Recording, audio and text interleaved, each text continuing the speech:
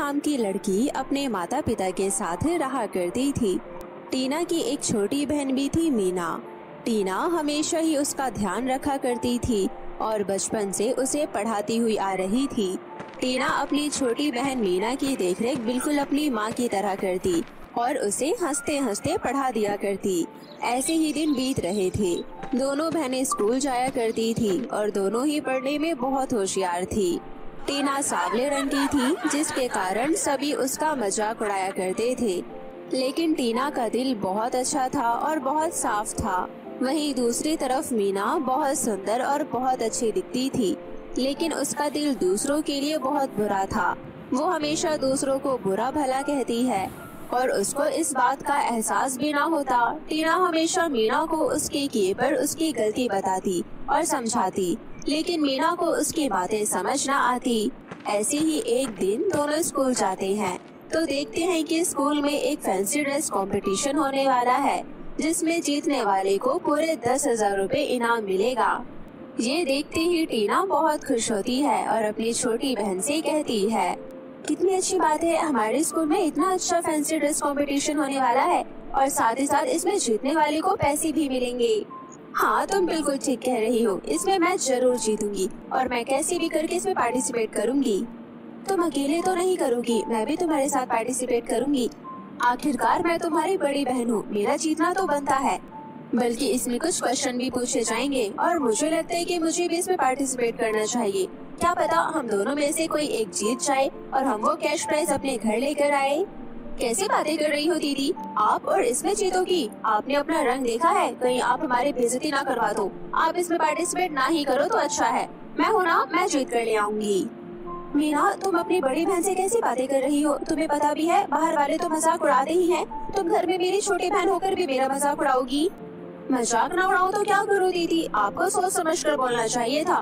कहाँ आप कहाँ मैं, हम दोनों में से कौन जीतेगा ये तो बच्चा बच्चा बता सकता है, लेकिन आपको फिर भी कंपटीशन में अगर पार्टिसिपेट करना है तो आप कर सकती हो। दोनों बहनें इतनी बातें करके अपनी अपनी क्लास में चली जाती है।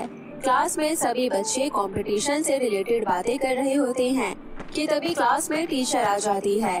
टीचर सभी को कंपटीशन के बारे में समझा देती है। सभी बच्चे अपना अपना नाम रजिस्ट्रेशन डेस्क पर लिखवा देते हैं। टीना को क्लास में अपना नाम लिखवाता देखकर बच्चे उसके ऊपर जोर जोर से हंसने लगते हैं। जरा देखो तो कितना ज्यादा शौक चढ़ा इसे फैंसी ड्रेस कॉम्पिटिशन में पार्टिसिपेट करने का, जैसे कि ये जीत ही जाएगी। आखिरकार तुम लोगों को ऐसे क्यों लगता है कि फैंसी ड्रेस कॉम्पिटिशन में सिर्फ रंग रूप शक्ल सूरत ही देखी जाएगी? तुम्हें इस बारे में शायद नहीं पता कि उसमें क्विज कॉम्पिटिशन टाइप भी होगा। मुझे लगता है इस कल्लू के बहुत पढ़ निकल आए हैं, इसको हमें जमीन पर रास्ता दिखा देना चाहिए। आजकल कुछ ज्यादा हवा उड़ रही है। लड़कियां ये सारी बातें कर रही होती है और टीना को उनकी बातें बिल्कुल भी पसंद नहीं आती। लेकिन टीना को सभी लड़कियों के बारे में समझ आ चुका था कि कोई भी उसके बारे में अच्छा नहीं बोल सकता, सभी उल्टा ही बोलेंगे। इसलिए वो उन लोगों से दूर रहना पसंद करती थी। और वहीं दूसरी तरफ दोनों बहनें स्कूल की छुट्टी होते ही अपने घर पहुँचती है और अपनी माँ को सब कुछ बताती है। अरे वाह, मैं तो चाहती हूँ मेरी टीना मीना दोनों जीत जाए, लेकिन ये तो कंपटीशन है बेटा, इसमें कोई एक ही जीतता है। मैं चाहती हूँ तुम दोनों ही पार्टिसिपेट करो। माँ के रिजल्ट का क्या है, देखा जाएगा कौन जीतता है। देखा मीना, जो बात मैंने कही थी वही बात हमारी माँ भी कह रही है, लेकिन तुमने मेरी एक बात नहीं मानी और तुमने मेरे रंग रूप को लेकर मजाक उड़ाया। क्या सच में मीना, तुमने अपनी बड़ी बहन टीना का मजाक उड़ाया? तुम्हें बिल्कुल शर्म नहीं आई? वो तुम्हारी बड़ी बहन है और तुम्हारा ख्याल बिल्कुल माँ की तरह रखती है। तुम्हें कम से कम उससे अच्छा कहना नहीं आया तो उसे बुरा तो ना कहती। माँ, मुझे पता है मैंने मजाक में कहा था, दीदी तो बुरा ही मान गई।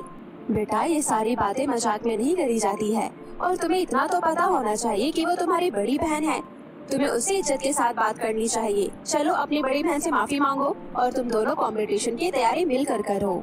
मीना अपनी माँ की बातों के दबाव में आकर अपनी बहन से माफी तो मांग लेती है, लेकिन मन ही मन मीना के दिमाग में अपनी बहन के लिए नफरत बढ़ जाती है, क्योंकि उसकी माँ उसे डांट देती है और मीना उस कंपटीशन में जीतने के लिए हर वो कोशिश करती है जिससे वो कंपटीशन जीत जाए। लेकिन वहीं दूसरी तरफ टीना अपनी लगन और मेहनत के साथ खूब अच्छे से पढ़ाई करती है, साथ ही साथ इस कंपटीशन के लिए भी शॉपिंग करती है और अपने लिए एक अच्छी सी ड्रेस चुन कर लेती है। कंपटीशन के दिन नजदीक आ रहे होते हैं। टीना अपनी तैयारी में लगी होती है, वहीं मीना खेल कूद में लगी रहती है और सिर्फ कंपटीशन के लिए एक फैंसी ड्रेस लेकर बैठ जाती है। मीना कभी भी अपने कंपटीशन को लेकर इतनी सीरियस नहीं थी जितनी टीना थी, और कंपटीशन के दिन आ ही जाता है जब सभी बच्चे अपनी अपनी तैयारी के साथ स्कूल में पहुंच जाते हैं। सभी बच्चे बहुत सुंदर दिख रहे होते हैं, सभी ने एक से एक अच्छी ड्रेस पहनी होती है और सभी बहुत सुंदर तरीके से तैयार होकर आते हैं।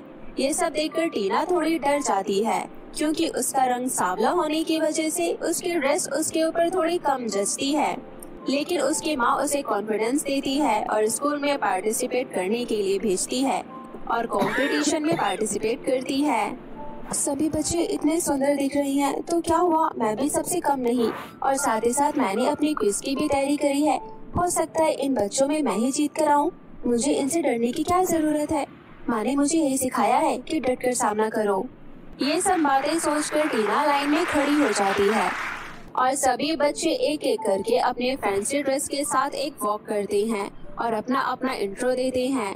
सामने बैठे जज द्वारा पूछे गए क्वेश्चंस का जवाब बहुत से बच्चे नहीं दे पाए, लेकिन टीना हर क्वेश्चन का जवाब बहुत सटीक देती है और उसके हर क्वेश्चन का सही जवाब देता हुआ देखकर उसकी छोटी बहन मीना समझ जाती है कि अब तो टीना ही जीतेगी। थोड़ी देर बाद सभी बच्चों को रिफ्रेशमेंट के लिए भेज दिया जाता है और तब तक जज रिजल्ट डिस्कस करते हैं और फिर थोड़ी देर बाद पता चलता है कि रिजल्ट अनाउंस होने वाला है। सभी बच्चे हॉल में इकट्ठे खड़े हो जाते हैं और तभी सबके बीच में टीना जीत जाती है और अपनी जीत की खुशी सुनकर टीना बहुत खुश होती है और सीधा ये स्टेज पर चली जाती है। टीना को पैसे इनाम मिलते हैं और साथ ही साथ एक सर्टिफिकेट भी मिलता है, जिसको देखकर टीना बहुत खुश होती है। घर आकर सारी बातें अपनी माँ को बताती है।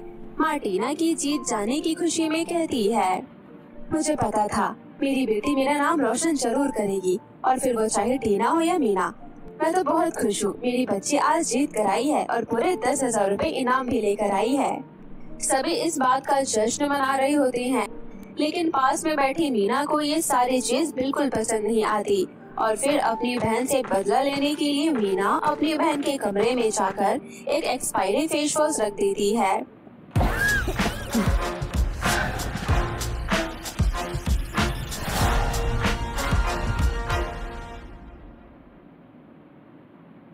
और जैसे ही टीना अपने कमरे में कपड़े चेंज करने जाती है, वो कपड़े चेंज कर हाथ मुंह धोने लगती है और वो वही एक्सपायरी फेस वॉश यूज कर लेती है। जैसे ही टीना अपना मुंह धोकर बाहर आती है, उसके मुंह पर खुजली होने लगती है और खुजली होते होते उसके मुंह पर बहुत सारे दाने हो जाते हैं। ये देखकर टीना रोने लगती है और अपनी माँ से कहती है, माँ, आज तक मेरे साथ ऐसा नहीं हुआ, लेकिन आज फेस वॉश यूज करने के बाद मेरे मुंह पर खुजली होने लगी और मेरे मुंह पर बड़े बड़े दाने भी हो गए। अब मैं बहुत बदसूरत दिख रही हूँ। अब मेरा क्या होगा माँ? मैं तो पहले से भी ज्यादा बेकार दिखने लगी हूँ। बेटा, कल सुबह होते ही हम लोग डॉक्टर के पास चलेंगे और वहाँ जाकर ये सब दिखाएंगे। जरूर प्रॉब्लम का सोल्यूशन मिल जाएगा, तुम चिंता मत करो। ठीक है माँ, लेकिन अभी तो मेरे मुँह पर कुछ लगा दो ताकि मेरे को राहत मिल जाए। टीना की माँ टीना के चेहरे पर बर्फ लगा देती है ताकि उसे तुरंत के लिए आराम मिल जाए और जैसे ही टीना को थोड़ा आराम मिलता है, सो जाती है। अगले दिन सुबह जब टीना उठती है तो उसका चेहरा बिल्कुल काला पड़ जाता है और अब वो सांवली नहीं बल्कि काली दिखने लगती है। टीना ये सब देखकर बहुत ज्यादा परेशान हो जाती है और रोते रोते अपनी छत पर जाकर खड़ी हो जाती है और वहीं से कहती है, हे भगवान, मुझे ही आपने इतना पक्का रंग क्यों दिया है? ऊपर से पता नहीं मेरे मुंह पर क्या हो गया है। मैं तो पहले से भी ज्यादा काली दिखने लगी हूँ। अब मेरा क्या होगा? कोई भी मुझे पसंद नहीं करता था और अब तो मैं और भी ज्यादा काली हो गई हूँ। अब तो और कोई मुझे नहीं पसंद करेगा। अब मैं क्या करूँ? कैसे अपनी जिंदगी जीऊँ? हे भगवान, आज मैं यहाँ से कूद कर मर ही जाती हूँ। मेरा इस जिंदगी में कुछ नहीं होगा। मुझे हर कोई काला काला कहकर ही चढ़ाएगा। क्यों न मैं मर ही जाऊँ। टीना के घर के पास से गुजर रही परी टीना की बातें सुन लेती है और तुरंत ही उसके पास जाकर उससे कहती है, ये तुम क्या कर रही हो? तुम्हें ऐसा नहीं करना चाहिए। तुम्हें इंसान का जीवन इतनी मुश्किल से मिला है तो तुम अपना जीवन व्यर्थ नहीं कर सकती। और फिर तुम बदसूरत नहीं हो, ये सब तुम्हारी बहन ने किया है। मैं एक जादुई परी हूँ, मैं तुम्हारी हर समस्या का सॉल्यूशन तुम्हें दे सकती हूँ। ठीक है, मैं जानती हूँ मेरी बहन मुझसे नाराज है, लेकिन क्या उसके ये सब करने से सब कुछ ठीक हो सकता है? मैं कंपटीशन में अपनी मेहनत से जीती हूँ, लेकिन उसने तो मुझसे दुश्मनी ही मोल ले ली। कोई बात नहीं, हर प्रॉब्लम का सॉल्यूशन होता है। मेरे पास भी तुम्हारी प्रॉब्लम का सॉल्यूशन है। ये लो, ये जादुई क्रीम है। इस क्रीम को तुम रात को लगाकर सो जाना और ये रात रात तुम्हारे मुंह को पहले से अच्छा और सुंदर बना देगी। और अगर हो सके तो तुम इसे पूरे शरीर में लगा लेना। तुम इस क्रीम के इस्तेमाल करते ही बहुत सुंदर दिखने लगोगी और साथ ही साथ तुम अपनी बहन से भी ज्यादा सुंदर बन जाओगी। अच्छा, क्या सच में? ठीक है, आपका धन्यवाद, आपने मेरी मदद करी। मैं आज ही इस क्रीम को लगाकर सो जाऊंगी। इतना कहते ही परी वहाँ से चली जाती है और रात होती ही टीना वो क्रीम अपने चेहरे पर लगाकर सो जाती है और साथ ही साथ अपने पूरे हाथ पैरों पर भी मसल लेती है। टीना जब सुबह उठती है तो उस क्रीम का इतना अच्छा असर होता है कि टीना अपनी बहन मीना से भी ज्यादा सुंदर दिखने लगती है। ये सब देखकर टीना को कोई भी नहीं पहचान पाता। फिर टीना अपने घर पर सभी को सब कुछ सच सच बताती है और सभी उसकी बात सुनकर हैरान रह जाते हैं। वहीं उसकी बहन मीना उसकी क्रीम ढूंढने के लिए उसके कमरे में जाती है और वो क्रीम उसे मिल जाती है। ये रही वो क्रीम जिससे ये कल्लू इतनी सुंदर बन गई। अब मैं भी इस क्रीम को लगा लेती हूँ, मैं भी सुंदर बन जाऊंगी। इतना कहती ही मीना जल्दी जल्दी वो क्रीम अपने मुंह पर लगा लेती है और उस क्रीम का उल्टा ही असर उसके ऊपर पड़ता है, क्योंकि वो क्रीम सिर्फ उसे ही फायदा करती है जिसको दिक्कत थी और उसे सही असर दिखने की जगह गलत असर दिख जाता है और उसका पूरा चेहरा काला पड़ जाता है और वो टीना की तरह दिखने लगती है। ये सब देखकर मीना रोती हुई बाहर आती है और कहती है, तुमने जानबूझकर ये क्रीम अपने कमरे में रखी थी ना, और मुझे भी इस क्रीम के बारे में बताया था कि मैं ये क्रीम अपने मुंह पर लगाऊं और तुम्हारी तरह कल्लू बन जाऊं, है ना? लेकिन मीना, मैंने तो तुम्हें क्रीम लगाने के लिए कहा ही नहीं। ये क्रीम तुमने अपने ऊपर क्यों लगाई? वही मीना अपने किए पर शर्मिंदा होती है और साथ ही साथ टीना के सारे दुख कट जाते हैं। वो पहले से ज्यादा अच्छी लगने लगती है और मीना अपने कर्मों के कारण अपना फल भुगतती है जो उसने कर्म किए होते हैं। बहुत समय पहले की बात है। ढोलकपुर नामक एक छोटे से गांव, जहां श्वेता अपनी बुआ सपना और फूफा राम किशोर के साथ रहती थी। श्वेता की मां का देहांत कुछ दिनों पहले ही हुआ था, क्योंकि उसकी मां की तबीयत अक्सर खराब रहती थी। श्वेता के पिता श्वेता की मां के गुजर जाने के 1 महीने बाद ही इस दुनिया से चले गए थे। श्वेता के पिता अपनी बेटी श्वेता को अच्छे से पढ़ाना लिखाना चाहते थे और उसे एक अफसर बनाना चाहते थे, लेकिन श्वेता की मां के गुजर जाने के बाद श्वेता का ठीक से पालन पोषण तक नहीं हो पा रहा था, जिसके कारण श्वेता का पिता श्वेता को उसकी बुआ के घर छोड़ आता है और फिर 1 महीने बाद वो भी इस दुनिया से चला जाता है, जिसके बाद श्वेता इस दुनिया में अकेली पड़ जाती है। श्वेता की बुआ श्वेता से बहुत प्यार करती थी, लेकिन दूसरी तरफ उसके फूफा उसे बहुत नफरत करते थे। ऐसे ही दिन बीत रहे थे। श्वेता, तुम्हें मैं बहुत प्यार करती हूँ और तुम्हारे माता पिता के चले जाने के बाद मैं ही तुम्हारा ख्याल रखती हूँ। तुम्हें कभी भी कोई भी आवश्यकता हो तो मैं तुम्हारी हर जरूरत को पूरा करूँगी, लेकिन तुम्हें मुझे समय से पहले बताना होगा। जी बुआ, लेकिन यहाँ मुझे बहुत अकेला महसूस होता है। यहाँ कोई भी मेरी उम्र का नहीं है और सभी मुझसे बहुत बड़े बड़े हैं। मैं किसके साथ खेलूं और किसके साथ पढूं? तुम्हारा एडमिशन मैंने गांव के एक अच्छे स्कूल में करवाया है, जहाँ पर तुम्हें 2 दिन बाद जाना है और वहीं जाकर तुम अपने अच्छे अच्छे दोस्त बनाना और उन्हीं के साथ तुम खेलना और पढ़ना। श्वेता और श्वेता की बुआ ये सारी बातें कर ही रही होती है कि पास में खड़ा श्वेता का फूफा राम किशोर ये सारी बातें सुन रहा होता है और मन ही मन चल रहा होता है। पता नहीं कौन सी मनहूस घड़ी में इसका बाप इसको यहाँ छोड़कर गया और अब हमें इसका पालन पोषण करना पड़ रहा है। मैं तो इसे बिल्कुल नहीं चाहता और ये मेरे घर में घुसकर बैठ गई है। मुझे कुछ करना पड़ेगा ताकि मैं उसको अपने घर से निकाल सकूं। राम किशोर ये सब मन में सोच ही रहा होता है कि तभी सपना श्वेता के लिए कई तरीके के पकवान बना रही होती है। तभी राम किशोर रसोई में जाता है और सपना से कहता है, मैं बहुत दिनों से देख रहा हूँ तुम पूरा दिन श्वेता श्वेता ही करती रहती हो। कभी श्वेता के लिए ये लाना है, कभी श्वेता के लिए ये बनाना है, कभी मेरे बारे में भी कुछ पूछ लिया करो। अब शादी को बहुत समय हो चुका है, अब हमें हमारे वंश को आगे बढ़ाना चाहिए। श्वेता अभी छोटी बच्ची है और आप तो एक समझदार इंसान हो। आप तो अपने काम खुद ही कर सकते हो और श्वेता हमारी जिम्मेदारी है, हमें इसका पूरा ख्याल रखना होगा। मैं श्वेता की परवरिश में कोई कॉम्प्रोमाइज नहीं कर सकती। ठीक है, तो तुम बैठे बैठे उसके लिए पकवान ही बनाती रहो, मैं जा रहा हूँ। सपना श्वेता के लिए बहुत अच्छे अच्छे तरह तरह के पकवान बनाती है और उसे खिलाती है। पकवान खाकर श्वेता बहुत खुश होती है और 2 दिन बीत जाते हैं और अगले दिन उसे स्कूल जाना होता है। श्वेता की बुआ श्वेता का सारा सामान बैग में लगाकर बैग पैक कर देती है और उसे स्कूल ले जाती है। स्कूल जाकर श्वेता देखती है, अरे वाह, यहाँ तो इतने सारे बच्चे पढ़ने आते हैं। मुझे तो लगा था कि मैं इस दुनिया में अकेली रह गई, लेकिन आज मेरी ये गलतफहमी भी दूर हो गई। और मेरी बुआ कितनी अच्छी है, वो मेरा कितना ख्याल रखती हैं और उन्होंने मुझे गांव के सबसे अच्छे स्कूल में एडमिशन दिलवाया है। आज मेरे माता पिता के बाद मेरी बुआ ही मेरा ख्याल रख रही है। थैंक गॉड कि मेरे पास बहुत अच्छी बुआ है।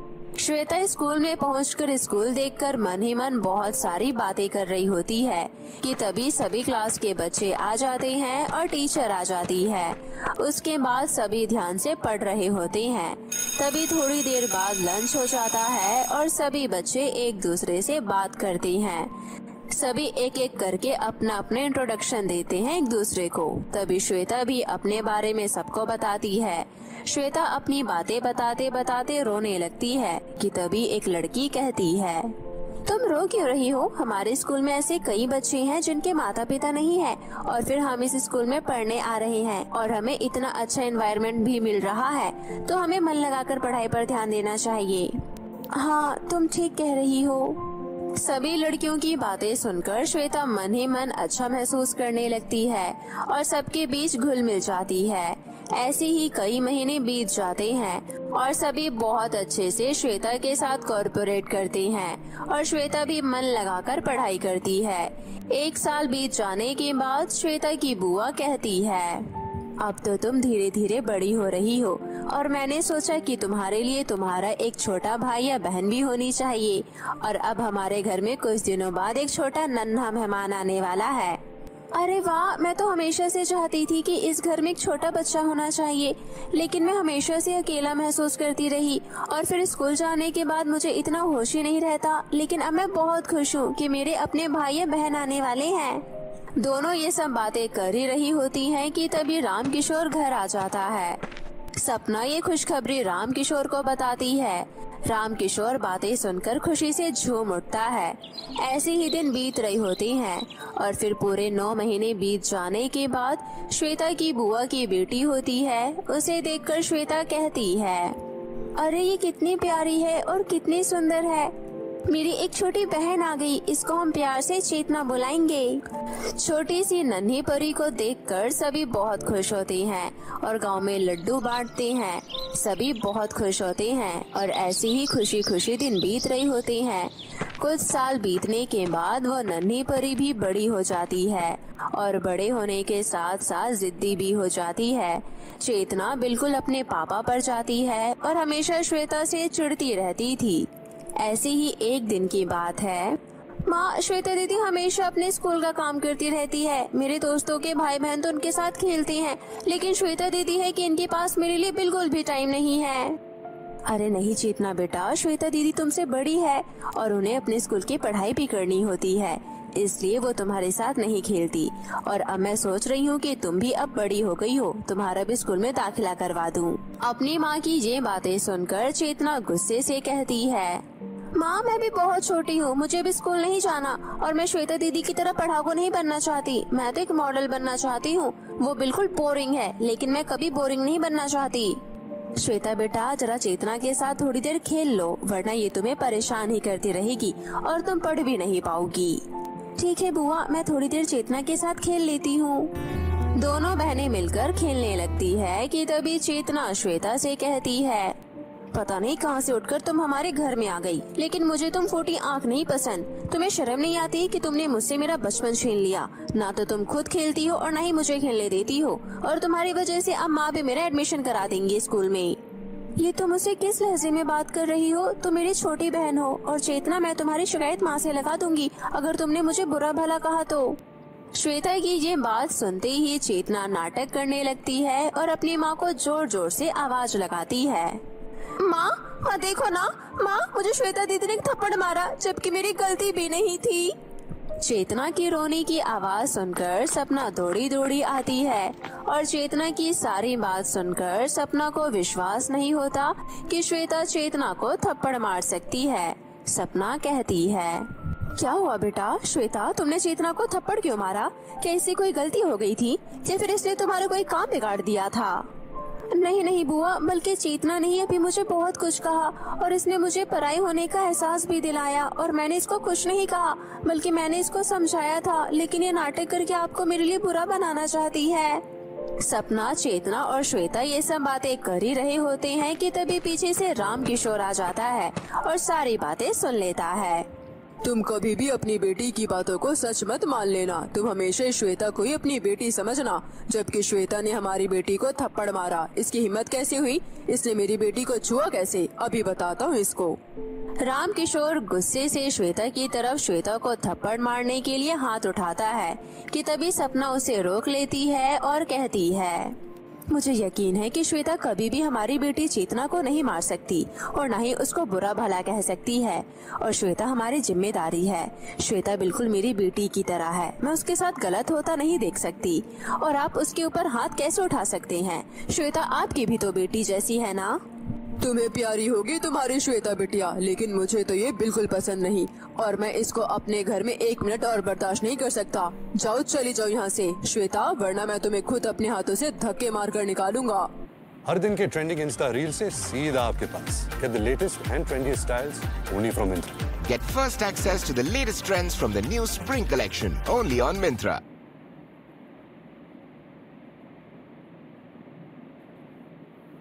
ऊपर ना सुपर ओवर हुआ है। जब तो कुछ समझ ना आवे तो क्यों देखे है? क्यों ना देखूं? कल जब मोन्टू हॉस्टल तक कॉल करेगा। श्वेता, वरना मैं तुम्हें खुद अपने हाथों से धक्के मार कर निकालूंगा। चेतना अपने नाटक में कामयाब हो जाती है और श्वेता को अपने घर से कैसे भी करके निकाल देने की कोशिश करती है और वो इस कोशिश में कामयाब हो भी जाती है। चेतना का पिता राम किशोर, जो हमेशा से श्वेता को नापसंद करता था, वो मौका ढूंढता था कि वो कैसे भी करके श्वेता को उस घर से बेदखल कर दे और आखिरकार उसने उसको बुरा भला कहकर घर से बाहर कर ही दिया। वहीं दूसरी तरफ श्वेता रोते रोते एक घने जंगल में पहुंच जाती है और एक पेड़ के नीचे बैठकर अपने आप को कोस रही होती है। काश मैं इस दुनिया में आती ही नहीं तो अच्छा होता और काश मेरे पास मेरे माता पिता होते तो मुझे आज ये दिन ना देखना पड़ता। मेरी बुआ इतनी अच्छी है लेकिन मेरे फूफा मुझे कभी भी अपनी बेटी नहीं समझते और तो मैंने उस छोटी सी बच्ची को अपनी सगी बहन समझा था, लेकिन वो तो बिल्कुल अलग निकली। उसने तो जानबूझकर नाटक किया और मुझे बुआ की नजरों में गिरा दिया। अब मैं क्या करूँगी, कहाँ जाऊँगी? मेरे इस दुनिया में कोई भी नहीं और अब मैं कैसे खाना पीना खाऊंगी और कहाँ रहूंगी? श्वेता ये सब कहकर रो रही होती है और बहुत परेशान होती है कि तभी अचानक उसकी माँ उसके सामने प्रकट होती है और कहती है, मैं जानती हूँ कि तुम बहुत परेशान हो और तुम्हारी बुआ ने तुम्हारा बहुत ख्याल रखा, लेकिन उस छोटी बच्ची चेतना और तुम्हारे फूफा ने तुम्हें बहुत परेशान किया। लेकिन तुम चिंता मत करो, अब मैं तुम्हारे पास आ गई हूँ, मैं तुम्हारी मदद करूँगी। इतना कहकर श्वेता की माँ श्वेता को एक नेकलेस देती है और कहती है, ये लो, ये एक जादुई नेकलेस है, इसे तुम पहन लो और ये तुम्हारी हर जगह मदद करेगा। तुम जो भी चाहोगी इस नेकलेस से मांग लेना, ये नेकलेस तुम्हारी हर इच्छा पूरी करेगा। लेकिन ध्यान रहे, इसका कभी भी गलत प्रयोग मत करना। हमेशा तुम इसका प्रयोग अच्छे कामों में करना और लोगों की मदद करना। ठीक है माँ, मैं आपकी सारी बातों को याद रखूंगी। श्वेता अपनी माँ की सारी बातें सुनकर घर चली जाती है और उस नेकलेस को पहनकर कहती है, हे जादुई नेकलेस, मेरे फूफा जी और मेरी छोटी बहन को मेरे लिए अच्छा व्यवहार करने के काबिल बना दो और उनके दिल में मेरे लिए एक अच्छी जगह बना दो ताकि वो मुझे प्यार करे और मुझे अच्छे से रखे। श्वेता के इतना कहते ही जादुई नेकलेस के आसपास एक दिव्य रोशनी घूमती है और अगले दिन श्वेता के फूफा जी श्वेता का ख्याल रखते हैं और उसके मनपसंद की चीजें उसे लाकर देते हैं। ये सब देख श्वेता बहुत खुश होती है और साथ ही उसकी छोटी बहन चेतना भी उससे बहुत प्यार से बात करती है। ये सब देखकर श्वेता को बहुत अच्छा लगता है। अरे वाह, जैसा माँ ने कहा था ये तो वैसा ही हो रहा है और ये जादुई नेकलेस मेरी हर जगह मदद करेगा। मुझे लगता है कि अब मेरे लिए इससे बड़ी खुशी क्या होगी कि मुझे मेरी बुआ और मेरे फूफा और मेरी बहन मिल गई। सबको एक साथ देखकर श्वेता बहुत खुश होती है और फिर अपने जादुई नेकलेस से कहती है, हे जादुई नेकलेस, हमें एक अच्छा और बड़ा घर दे दो जिसमें जरूरत की सभी चीजें हो ताकि हम हंसी खुशी अच्छे से रह सके और उसमें खाने की अच्छी अच्छी चीजें हो ताकि हम सभी सुकून की जिंदगी जी सके। श्वेता के इतना कहते ही जादुई नेकलेस के आसपास एक दिव्य रोशनी घूमती है और उसका एक छोटा सा घर एक बड़े घर में बदल जाता है जिसमें सभी खाने की चीज होती है, जरूरत की चीजें रखी होती है। ये सब देख श्वेता के बुआ, फूफा और उसकी छोटी बहन बहुत खुश होते हैं और सभी श्वेता से बहुत प्यार करते हैं। ये सब देखकर श्वेता बहुत खुश होती है और हंसी खुशी अपनी जिंदगी अपने बुआ फूफा के साथ जीने लगती है। इस तरह श्वेता बड़ी हो जाती है और धीरे धीरे सभी का ख्याल रखने लगती है और अपने जादुई नेकलेस की मदद से जरूरतमंद लोगों की मदद भी करती है। किसी गांव में सभी लोग हंसी खुशी से रह रहे थे। उसी गांव में थोड़ी दूर पर एक बाजार लगता था। बाजार में जितेंद्र अपनी रेहड़ी पर सब्जी बेचता था। वहीं जितेंद्र से थोड़ा दूर सुरेश नाम का एक आदमी भी सब्जी बेचता था। जितेंद्र सुबह अपने खेत से सब्जियां तोड़ता और फिर शाम को बाजार में बेचने जाया करता था। सब्जी ले लो, सब्जी, ताजा ताजा सब्जी ले लो, गाजर ले लो, मूली ले लो, सीताफल ले लो, टमाटर ले लो, ले लो ले लो, ताजा ताजा सब्जी ले लो। आ गया आपके इलाके में ताजा और सस्ती सब्जी वाला, सब्जी ले लो। जितेंद्र की सब्जी की रेहड़ी पर बहुत ग्राहक जमा हो जाते हैं और सभी लोग जितेंद्र से सब्जी खरीदने लगते हैं। इस बात से सुरेश को बहुत गुस्सा आता है। अगर मैंने जल्द ही इस जितेंद्र का कुछ नहीं किया तो मुझे गांव छोड़कर जाना होगा, परंतु मैं गांव छोड़ना नहीं चाहता। इसके लिए मुझे कुछ ऐसा करना होगा जिससे इसको बिजनेस में घाटा हो जाए और मेरी जगह ये गांव छोड़कर जाए। सुरेश जितेंद्र को गांव से भगाने की प्लानिंग कर रहा था। तभी वहां पर कुछ लोग सब्जी लेने आते हैं। सुरेश गुस्से में उन्हें वहां से भगा देता है। इसके बाद वो सभी लोग भी जितेंद्र की रेहड़ी पर सब्जी लेने चले जाते हैं। कुछ देर बाद सुरेश की पत्नी शांति वहां आ जाती है और कहती है, अरे तुम यहाँ पर खड़े खड़े मक्खी मारते रहते हो। तुम्हारे पास सब्जी बेचने के अलावा कोई दूसरा काम भी नहीं है, परंतु उसमें भी तुम अच्छे से मन लगाकर काम नहीं करते हो और खड़े खड़े बस मक्खी मारते रहते हो। जितेंद्र की रेहड़ी पर देख रहे हो कितनी भीड़ है। अरे तो भाग्यवान, इसमें मैं क्या कर सकता हूँ। जो लोग जितेंद्र की रेहड़ी पर सब्जी लेने जाते हैं, मैं तो हर बार कोशिश करता हूँ जिससे लोग ज्यादा से ज्यादा मेरी दुकान पर आए, परंतु पता नहीं क्यों लोगों को जितेंद्र की रेहड़ी पर जाने की आदत हो गई है। इतना सब कुछ करने के बाद भी भोले क्यों बन रहे हो? जब से तुमने सब्जी का काम शुरू कराया तब से लेकर आज तक तुमने कभी ग्राहक से अच्छे से बात नहीं करी और ऊपर से तुम 1-2 दिन पुरानी सब्जियों को बहुत महंगे दाम पर बेचते हो, परंतु जितेंद्र की सब्जियां उसके खेत की ताजी सब्जियां होती है। अरे भाग्यवान, तुम्हें नहीं पता, वो अपने खेत में खुद सब्जियां उगाता है, इसलिए उसे सस्ते में पड़ जाती है, परंतु हमारे पास तो खेत है ही नहीं और अगर मैं जितेंद्र की तरह ताजी सब्जियां लाऊंगा तो वो हमें बहुत महंगी पड़ेगी। देखो जी, मैं सब जानती हूँ, अब इस तरह बहाना बनाने से कुछ नहीं होगा। पहले तो आपके कारनामे ही ऐसे हैं और फिर दूसरों की गलती बताते हो। अब तो ज्यादा बोल रही है, चुपचाप यहाँ से निकल जा। एक तो सुबह से बोरी नहीं हुई और ऊपर से तू मेरा दिमाग खराब कर रही है। जब देखो मेरा दिमाग खराब करने के लिए मुंह उठाकर आ जाती है। सुरेश गुस्सा करके अपनी पत्नी शांति को वहाँ से भगा देता है। सुरेश रात में अपनी रेहड़ी लेकर घर की ओर आ रहा होता है। तब भी वो जितेंद्र के बारे में ही सोच रहा था। इस तरह कुछ दिन ऐसे ही बीत जाते हैं, परंतु अब सुरेश का पारा हाई हो जाता है और वो एक दिन कुछ गुंडों के पास जाता है और उनसे कहता है, कालू दादा की जय हो। दादा, मुझे आपसे कुछ काम था। दरअसल मेरी सब्जी की रेहड़ी के बगल में एक जितेंद्र नाम का सब्जी वाला लगाता है। उसकी सब्जियां इतनी ताजी और सस्ती होती है कि कोई भी ग्राहक मेरे पास सब्जी लेने नहीं आता। इसलिए मैं चाहता हूँ कि एक रात आप उसके साथ कुछ ऐसा करो जिसके बाद वो मुझसे कभी पंगा ना ले। सुरेश, तुम्हारा ये काम हो जाएगा, परंतु इसके लिए थोड़ा पैसा ज्यादा लगेगा, क्योंकि मुझे ये काम करवाने के लिए बाहर से आदमियों को बुलाना होगा। दादा, आप पैसों की चिंता मत करो। आप जितना बोलोगे मैं उतना पैसा देने के लिए तैयार हूँ, परंतु मेरा काम हो जाना चाहिए। इस तरह सुरेश थोड़े एडवांस पैसे दे देता है।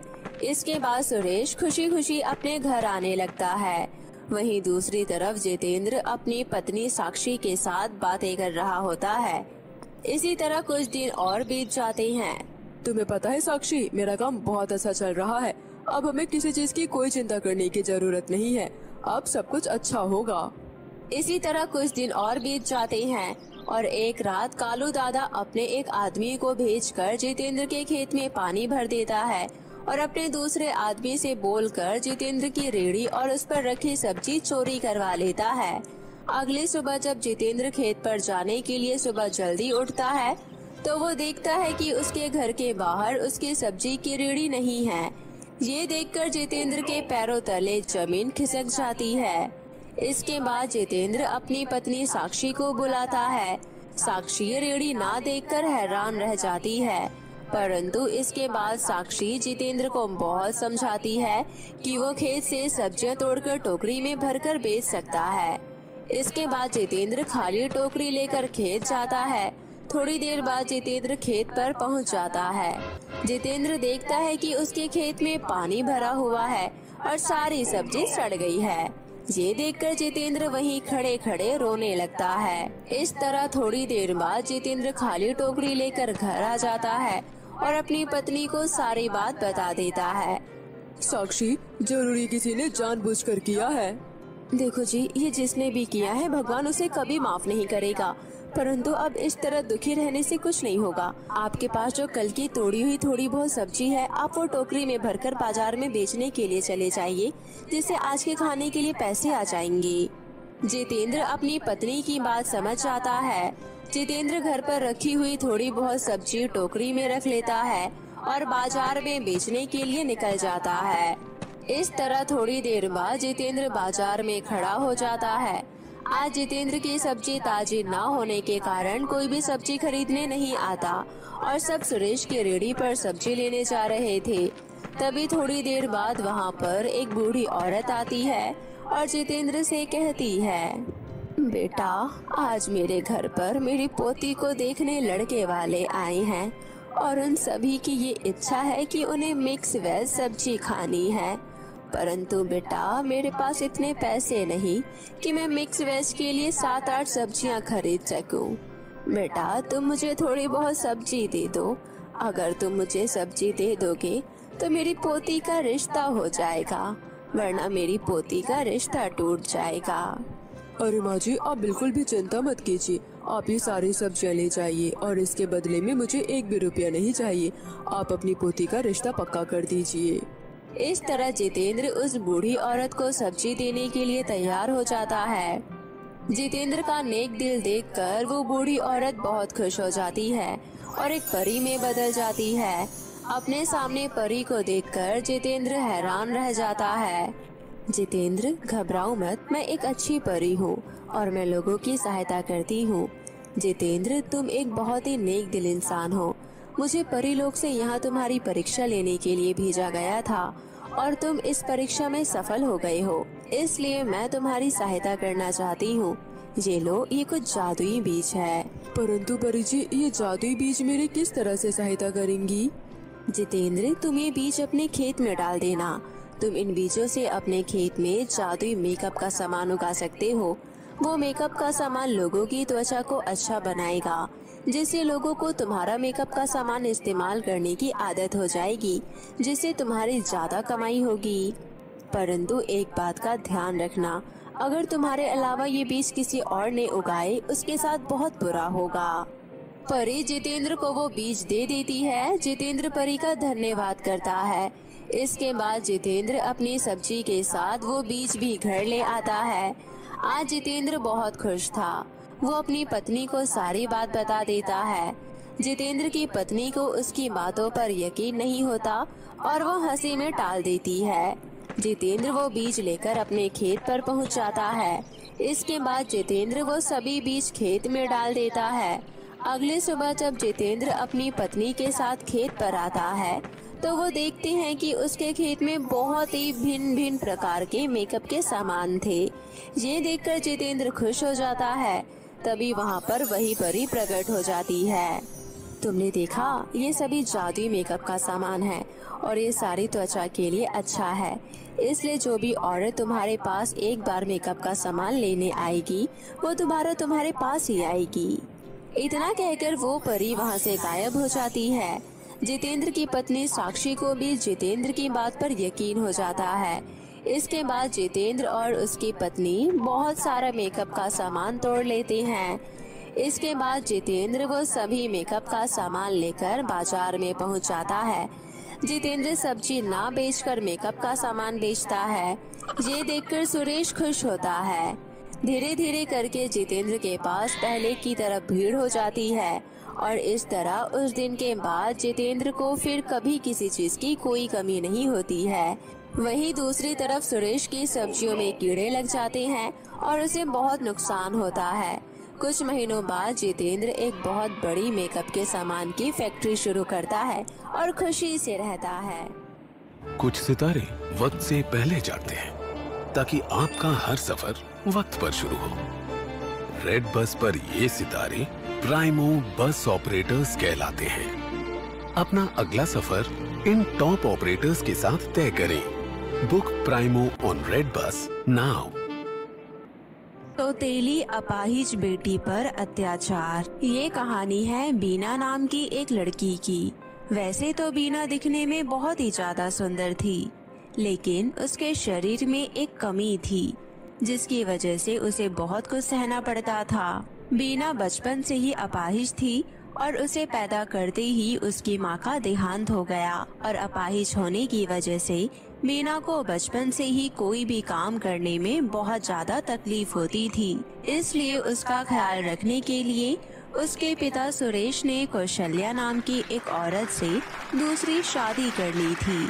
लेकिन कौशल्या ने घर में आते ही बीना के ऊपर अत्याचार करना शुरू कर दिया था, क्योंकि कौशल्या बहुत ही ज्यादा घमंडी और लालची किस्म की औरत थी और वो बीना को बिल्कुल भी पसंद नहीं करती थी और उसे दिन भर घर का सारा काम करवाया करती थी।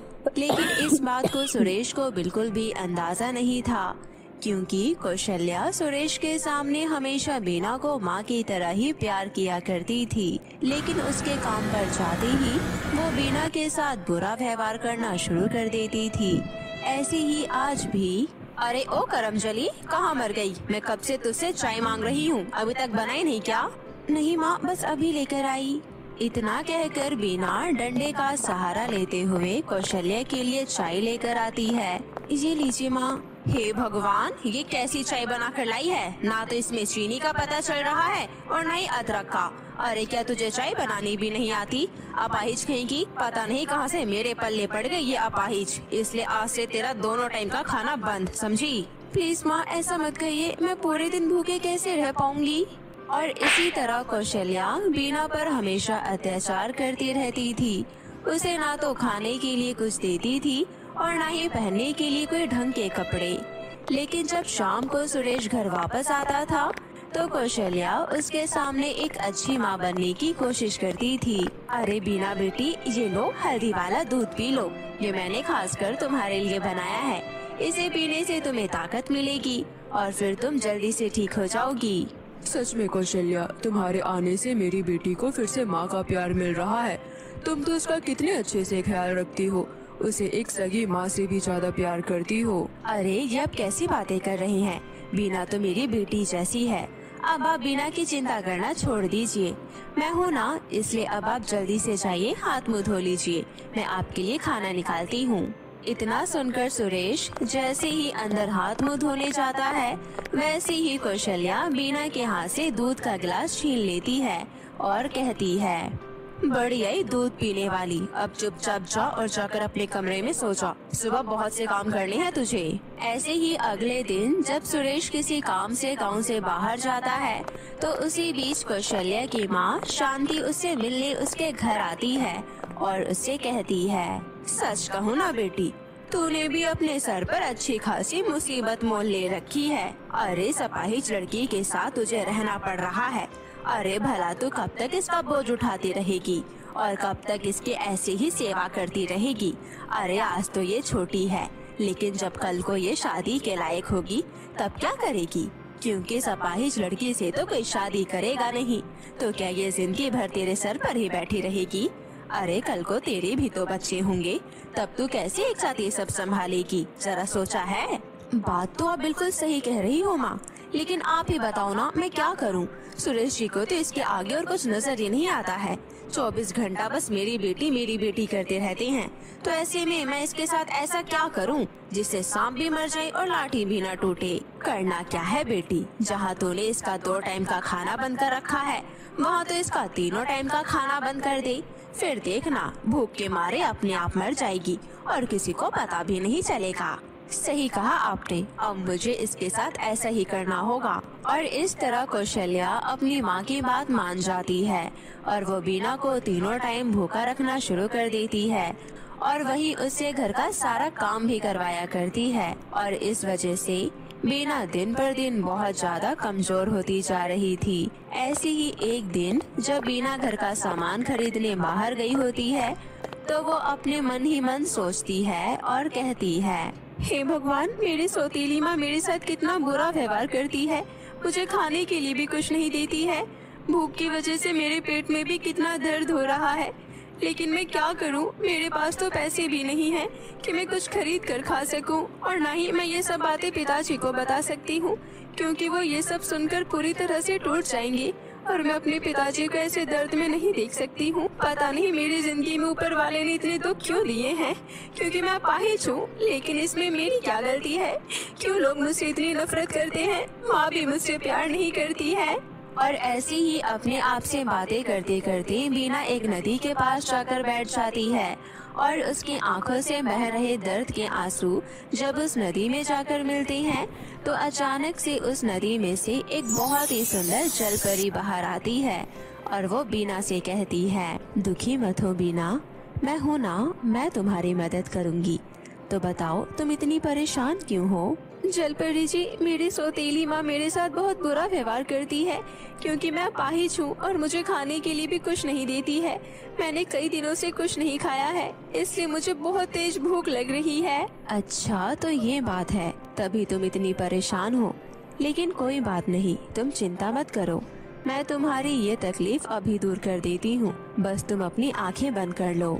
जल परी के इतना कहती ही बीना जैसे ही अपनी आँखें बंद करती है वैसे ही जल परी अपनी जादुई शक्तियों से बीना का पैर बिल्कुल ठीक कर देती है और उसके सामने ढेर सारे स्वादिष्ट पकवान लाकर रख देती है और कहती है, बीना अब तुम अपनी आंखें खोल सकती हो। जल परी के इतना कहते ही बीना जैसे ही अपनी आंखें खोलती है तो वो अपने पैर को ठीक देखकर और अपने सामने इतना सारा स्वादिष्ट खाना देखकर बहुत ज्यादा खुश हो जाती है। तभी वो जलपरी कहती है, बीना अब तो तुम खुश हो ना, अब तो मैंने तुम्हें पूरी तरह से ठीक कर दिया है और अब तो तुम दौड़कर अपने घर जा सकती हो। आपका बहुत बहुत शुक्रिया जलपरी जी, आपने मेरा पैर ठीक करके मुझ पर बहुत बड़ा एहसान किया है। मैं आपका ये एहसान कभी नहीं भूलूंगी। इतना कहकर बीना पेट भर के खाना खाती है और फिर खुशी खुशी अपने घर वापस आ जाती है। और जब वो घर आकर अपने पिता को सारी बातें बताती है तो सुरेश कहता है, बीना बेटी, वो जलपरी तो सच में बहुत अच्छी है। मैं सोच रहा हूँ क्यों ना हम सब जाकर उस जलपरी का धन्यवाद करें। आखिर उस जलपरी ने मेरी बेटी का अपाहिजपन जो दूर किया है। सुरेश की ये बातें सुनकर कौशल्या जलन के मारे जल भुन जाती है और मन ही मन कहती है, हाँ हाँ क्यों नहीं, चलो चलो, उसी नदी में तुम्हारी बेटी का भी अंतिम संस्कार कर दूंगी। और इस तरह कौशल्या के मन में बीना को लेकर जो जलन थी वो अब नफरत में बदलने लगती है और ऐसी ही जब बीना सुरेश और कौशल्या को उस नदी के पास लेकर जाती है, उसी समय कौशल्या कहती है, सुनिए जी, मैं क्या सोच रही थी, हम जलपरी से बाद में मिलेंगे। पहले हम पुल के उस पार जो माता रानी का मंदिर है वहाँ चलकर दर्शन कर लेते हैं। हाँ, तुम बिल्कुल सही कह रही हो। आखिरकार माता रानी के आशीर्वाद से ही तो उस जलपरी ने हमारी बेटी की मदद की है, इसलिए पहले हम लोग मंदिर चलते हैं। क्यों बीना बेटा, चलो हम उस पुल को पार करके मंदिर चलते हैं। इतना कहकर सुरेश, बीना और कौशल्या पुल को पार करने लगते हैं और पुल के बीच में पहुंचती ही कौशल्या बीना को पीछे कर देती है और सुरेश के आगे जाते ही वो बीना को पुल से धक्का दे देती है और बीना नदी में गिर जाती है। पिताजी, मुझे बचाओ, बचाओ, मैं डूब रही हूँ। अरे मेरी बच्ची, तू नदी में कैसे गिर गई? अरे कोई तो मेरी बच्ची को बचाओ, मेरी बच्ची नदी में डूब रही है। बीना, बीना बेटी। और इस तरह बीना जैसे ही नदी में डूबने लगती है, वैसे ही वो जलपरी आकर बीना को अपनी गोद में उठा लेती है और उसे ले जाकर वापस नदी के किनारे खड़ा कर देती है। और कौशल्या और सुरेश जैसे ही उस नदी किनारे पहुंचती हैं, वैसे ही वो जलपरी कौशल्या को उसी नदी में खींच लेती है। अरे कोई बचाओ मुझे, मैं डूब रही हूँ। सुरेश जी, मुझे बचाइए, मुझे जलपरी ने नदी में धक्का दे दिया। तुमने मेरे साथ ऐसा क्यों किया? मैंने तुम्हारा क्या बिगाड़ा है? तुमने मेरा नहीं बल्कि बीना का बिगाड़ा है, उसे पुल से धक्का देकर। और मुझे सब कुछ पता है कि तुम किस तरह बीना के साथ सौतेला व्यवहार करती हो, उस पर अत्याचार करती हो और उसे भूखे रखती हो, इसलिए आज मैं तुम्हें नहीं छोड़ूंगी। जलपरी जी, मेरी माँ को माफ कर दीजिए और उन्हें बचा लीजिए, क्योंकि मैं फिर से अपनी माँ को खोना नहीं चाहती। कौशल्या, तुम मेरे पीठ पीछे मेरी बेटी के साथ ऐसा करोगी, मैंने कभी नहीं सोचा था। अरे जिस बच्ची के साथ तुमने इतना बुरा व्यवहार किया, आज वही बच्ची तुम्हारी जान बचा रही है। अरे अब तो शर्म करो और डूब मरो इसी नदी में। मुझे माफ कर दीजिए जी, मुझसे बहुत बड़ी गलती हो गई।